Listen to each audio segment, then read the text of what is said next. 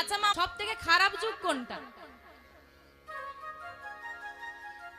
তো কলিযুগের বর্ণনায় পদকর্তা তুলসীদাস বলছেন, सच कहे तो मारे लट्ठा झुटा जगत भुलाओ रे, गोरस गली गली घूमे भाई रे सुरा बैठलो बिकाए, घर का बाहुरी प्रीत ना पावे प्रीत चराओ राशि, कलयुग तेरा तमाशा देखे दुख लगे और हंस। বলছে सच कहे तो मारे लट्ठा মা, যদি এ জগতে কেউ সত্যি কথা বলে বেড়ায় তার মার ছাড়া কিছু জুটবে না, কিন্তু যদি কেউ মিথ্যে কথা গুছিয়ে বলতে পারে সে সবার কাছে ভালো মানুষ। আর বলছে কি গোরস, গোরস মানে কি গো? গাভীর দুগ্ধ।